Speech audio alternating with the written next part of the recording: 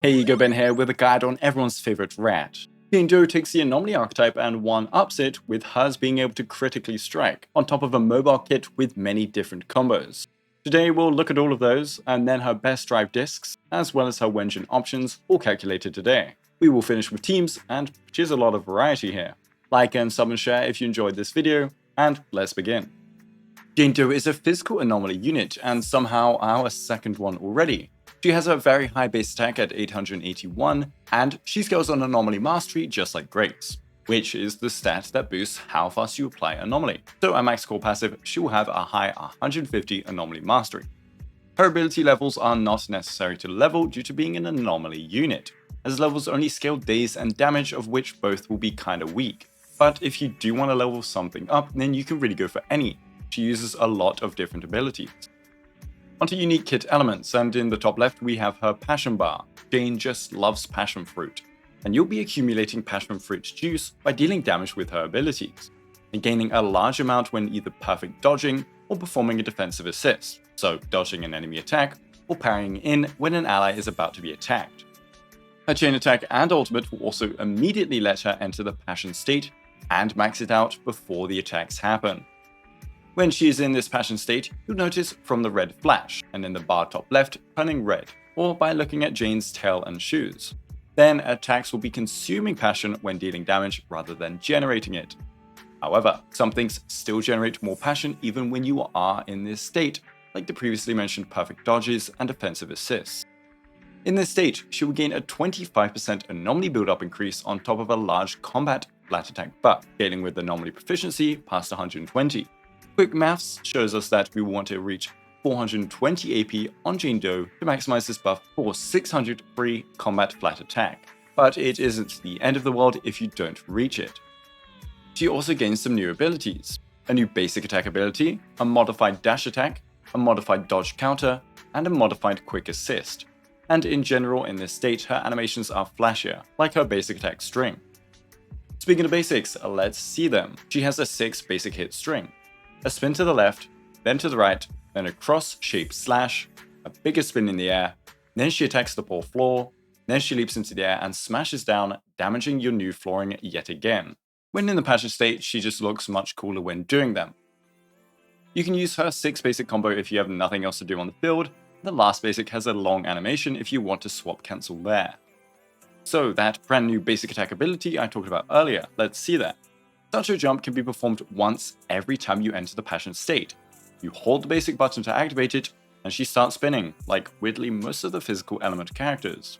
She then does a big finishing move, and you can negative edge, release the whole basic button early, to perform this finishing strike early. It is an iframe, so it can be useful to do. Now if you use this during her state, it will generate passion, meaning it can effectively extend the state a bit longer whilst also being buffed by said state. It's a very strong ability to use. Now for our first basic cancel combo.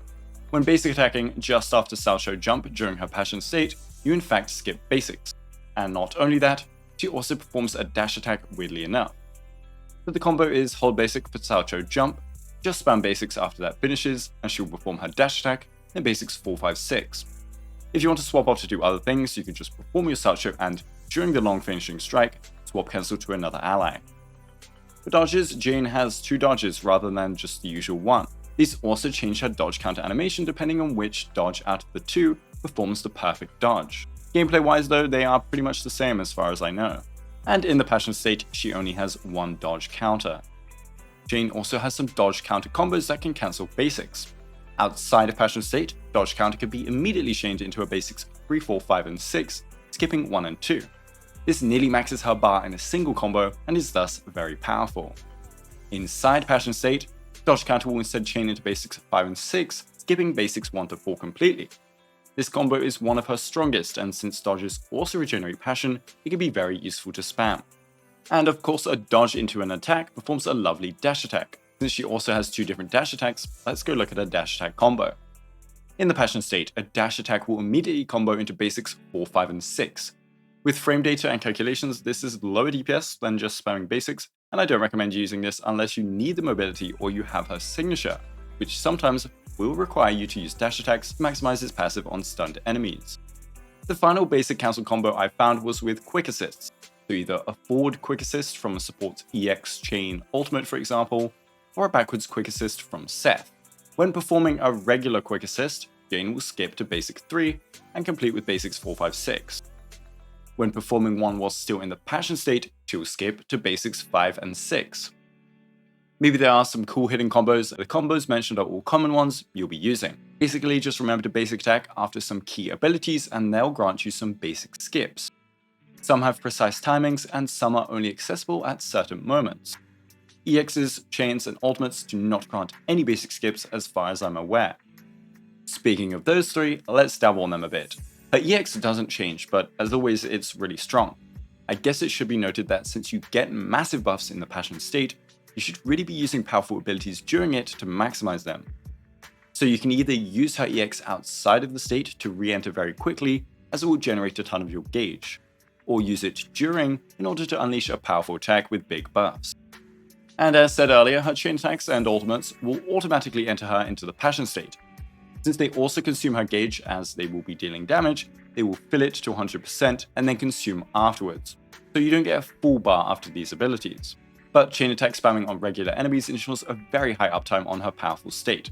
Min-maxing its uptime can be great to do for fast clears. You can swap to another ally or support, apply buffs, and pop a Daze Bar on a weak enemy, letting Jane immediately go ham, or I guess go cheese in rat language. That should be all for combos and abilities in game, so now let's check out her passives. Her core passive first. When attacking enemies, they'll enter the Nord state for 10 seconds. Consider this infinitely up when on-fielding Jane.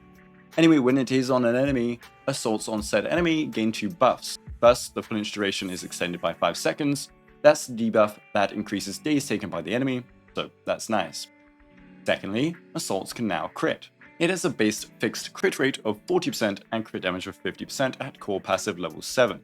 But with anomaly proficiency, this assault crit rate increases by 0.16% per point. So doing a bit of quick maths and you'll get a 375 AP goal. Considering she needs 420 for her passion state buffs, this is fine. Anyways, what this means is that all those assaults now get a unique 1.5 times modifier, as anomalies don't traditionally crit. So those giant assault numbers you can see on Piper, imagine that multiplied by 1.5 on top of all the other buffs Jane gets. It's pretty crazy. Her additional ability is next, activated by either having a police officer in the team or an anomaly character. When activated, she gets a nice 20% anomaly build-up rate increase, and an additional 15% when an anomaly is already applied. This can be other elements in the case of a disorder composition, or even her own assault, so she can keep spamming assaults back to back. With her passion state buff on top, this can be a massive 60% total build-up increase. Now let's quickly run through her mindscapes before finishing with builds and teams. Her first two are pretty powerful. M1 gives another Salcho jump per passion state, lovely since it's a very strong ability. Then even more build-up rate, and then a free 30% damage buff during the passion state with a very easy to hit anomaly proficiency goal of 300. M2 goes even more insane. Jane now just ignores 15% death with attacks against Nord enemies, and then assaults also ignore 15% of the enemy death. That's okay, but the real kicker is the extra 50% crit damage on assaults, turning her crit multiplier from 1.5 times to 2 times for a 1.33 times damage boost to the already stupidly strong assault damage. M4 gives a small buff of damage percent, but it's not too crazy, and M6 will give Jane herself some crit stats. But since it's only 20 to 40%, it's not very effective, and opting into crit stats loses you even more damage. When inflicting assault though, Jane will enter the passion state and gain max passion stream, and when it crits, so all the time, she does some small extra anomaly proficiency scaling damage. M6 just means you are infinitely in passion state and you can keep spamming Salcho jumps, spinning till you're 90, great for non-burst rotations. Now that that's all over, let's check out builds. Jane has two main options, Fanged Metal or Freedom Blues. Fanged Metal is her best 4-piece here, offering easily accessible damage percent. A 2-piece of Freedom Blues is the natural best choice here. Freedom Blues 4-piece is hard to maximize if you're not named Grace, and even if you do maximize it on Jane, it still falls off compared to Fanged Metal. It's good if you have some leftover banger pieces, but her gear requirements aren't that bad anyway, just spam AP and attack percent substats. For main stats, you want anomaly proficiency for sure in 4th, then physical damage or attack, or sometimes pen in 5th, then anomaly mastery or attack percent in 6th. The fifth slot is determined by saturated stats or pen percent stacking. For example, in arena comp, you'll want pen percent, and in non-arena comps, damage percent. But in the case of high damage percent like with Jane M1P1, then attack percent is great. For the sixth slot, she has a ton of build-up rate increase and her signature also gives more, so you might even start applying too much anomaly. In this case, you can swap Anomaly Mastery for attack percent, meaning just more damage for no loss. In fast quick swap disorder comps, Anomaly Mastery can still be great. For stat goals, try to hit a minimum of 375 AP and ideally 420 AP, but that can be achieved by in-combat AP buffs from weapons too. An attack amount of around 2.75k is good too, and Anomaly Mastery can be 150, a base amount, or 195 when considering a main stat. Now onto Wenjin's. Her Wenjin is very powerful, we're talking Ellen levels of difference. First, a high base attack of 714, and then a 90 AP main stat.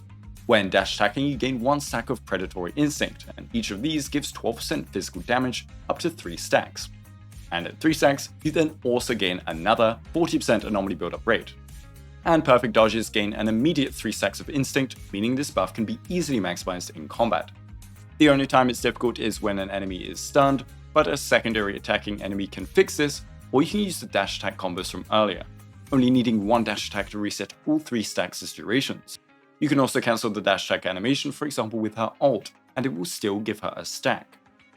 For other Wenjins, it's a big difference. The closest options will be pretty much all the non-signature A ranks. Electro Lip Gloss at the top for easy uptime and powerful buffs. Weeping Gemini just under, but it has a big drop in power after the passive goes. And Rainforest Gourmet is fantastic when her EX is up, but pitiful when not. I recommend Electro Lip Gloss out of the 3. Fusion Compiler is finally pretty weak on Jane. The main stat is weak outside of arena comps, and even then it's rough, and then the passive is just weak too for her. She isn't spamming normal specials like Grace, she hasn't got a weird special interaction like Piper, and so she can't maximize this buff. This thus drops her total AP for a drop in assault crit rate and flat attack. And finally teams. Teams have been a hot topic. Teams are too hard to properly calculate in sheets since the game is very random in how it plays and the enemy setups are very varying. My findings are that the comfiest and best performing teams are Jane, Seth, and then either Qingyi or Lucy. This is a hypercarry Jane setup rather than a double anomaly disorder setup. But since Qingyi and Seth apply a lot of anomaly and will proc disorder with Jane, and Seth is an anomaly support, it's a pseudo disorder team, let's be real. In a Qingyi team, you will have to quick swap a ton, as Jane wants on-field time, but so does Qingyi. The playstyle of this team allows Jane to inflict her crit assaults on an insane stun multiplier for some explosive bursts. A Jane anomaly is tasty, but on a 2.3 times damage multiplier, it's even tastier.